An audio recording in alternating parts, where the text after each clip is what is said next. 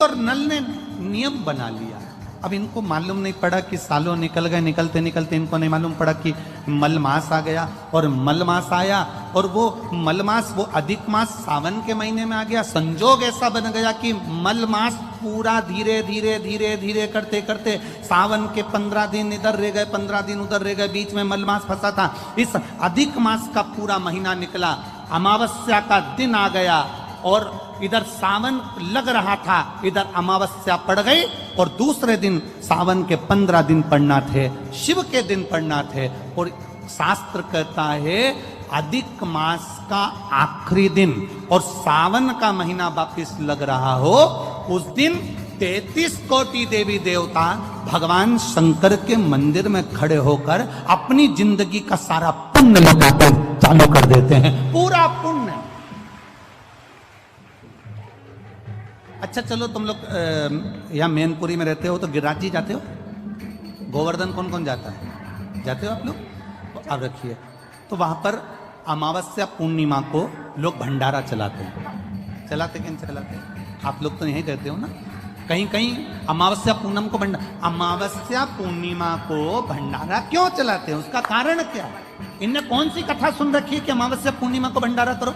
अमावस्या के दिन कोई शंकर का भगत आ गया, कोई शिव का उपासक आ गया, कोई शिव का ओघड़दानी का भगत आ गया, कोई नारायण का भगत आ गया, उसको कुछ खिला दो, उसका मुंह झूठा करा दो। आखिर कारण क्या है? बड़े बड़े घरों में ब्राह्मण को निमंत्रण दिया जाता है, अमावस्या है पंडित जी आ जाना, भोजन कर जाना। पूर्णिमा है पंडित जी आ जाना, भोजन कर जाना।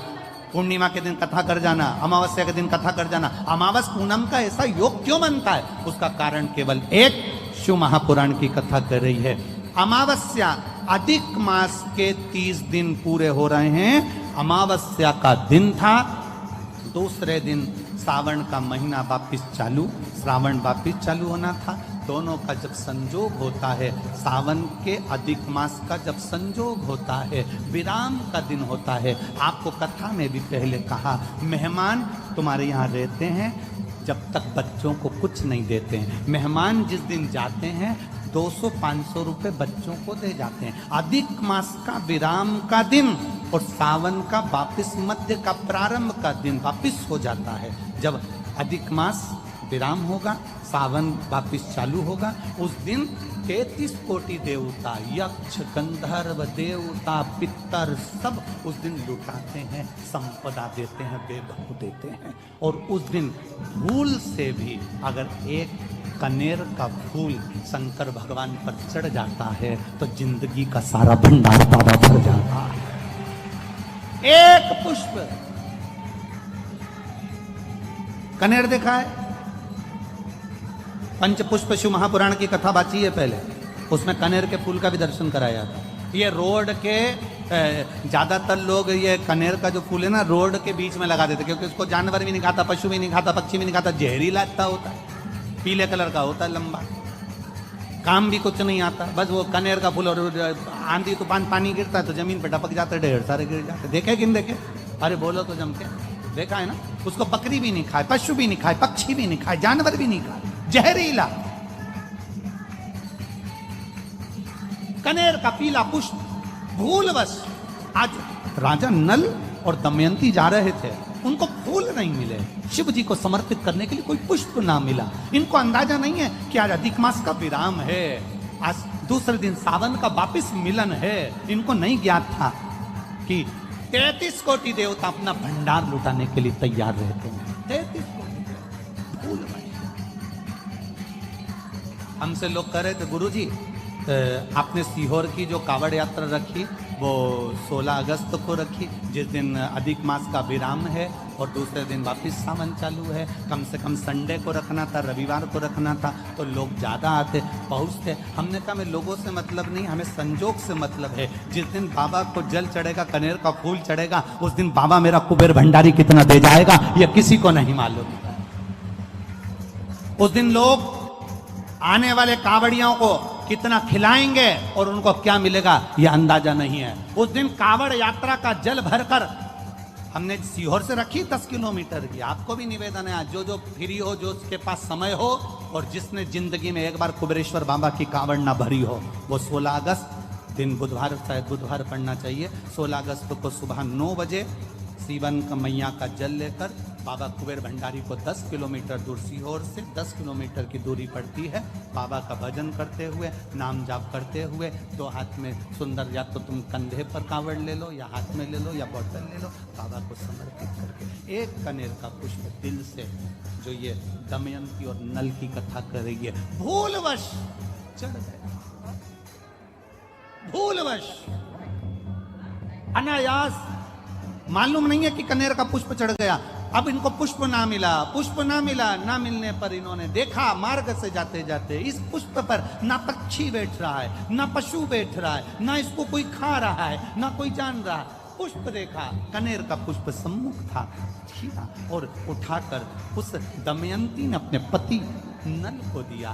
नल ने वो पुष्प देवाधिदेव महादेव को समर्पित किया।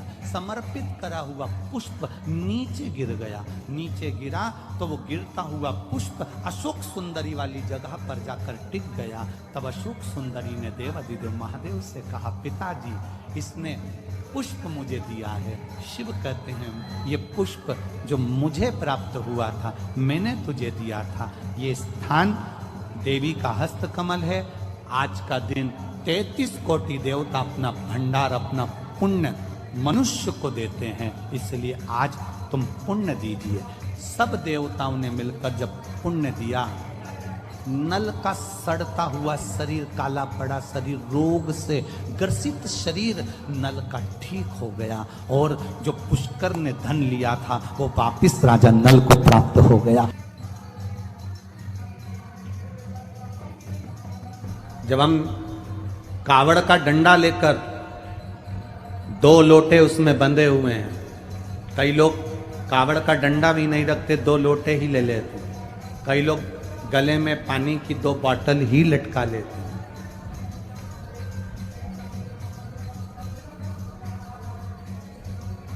शिव जी को जल चढ़ाया, एक कलश का जल शंकर जी को चढ़ाकर, दूसरे कलश का जल थोड़ा चढ़ाकर, उसमें से जल बचाकर लाकर शिव का चढ़ा हुआ जल दूसरे वाला पात्र जो खाली करा है उसमें झेल कर लाकर, हम जिस स्थान पर अपना घर है, जिस घर के अंदर जो पानी का हंडा है, मटका है, परिंडा है, अब आपकी भाषा में आप क्या बोलते हो छत्तीसगढ़ में, जहां पानी भरते हो रसोई घर में, हंडा भरते हो, मटका भरते हो, पानी की बाल्टी, हंडा, जहां रसोई घर के अंदर पीने का पानी रखते हो, उस स्थान पर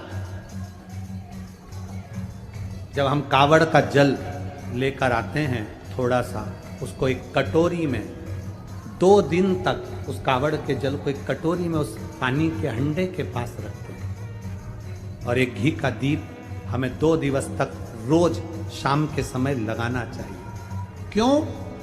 उससे हमारे गए हुए जो पित्र हैं, पूर्वज हैं, वो जहां पर भी होते हैं उनकी मुक्ति तो होती ही है, साथ में वो हमको आशीर्वाद देते हैं, दूधो नहाओ पूतो फलो, और जीवन का आनंद सुख पा। ये हमारे पूर्वजों का फल हमें प्राप्त हो जाए।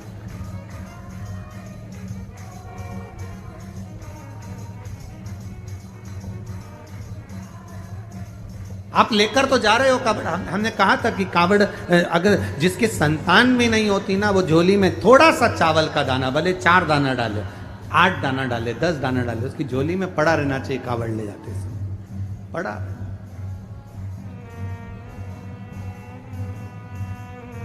जो बेटी, जो बेटा, जो युवान बहन भाई जिस भाव से कावड़ उठा रहे हैं, वो अपने घर से जब स्वस्तिक, आप कुंकू का, रोली का, जो रोली होती है, कंकु होता है, उसका जब स्वस्तिक बनाकर जाएं, तो स्वस्तिक बनाते समय आपके मन में कामना होना चाहिए कि मेरे बाबा, मैं तेरे भरोसे पर ये कावड़ लेकर आ रही हूं और मेरा विश्वास कहता है तो मुझे खाली नहीं छोड़ेगा। कावड़ का जल मैं चढ़ाऊंगी और चढ़ाकर जब आऊंगी, ये मेरा विश्वास कहता है अगली कावड़ की जब तैयारी होगी ना बाबा, उससे पहले तू मेरी झोलियां खुशियों से भर देगा। ये मेरा विश्वास कहता है, ये मेरा भरोसा कहता है, ये मेरी दृढ़ता कहती है।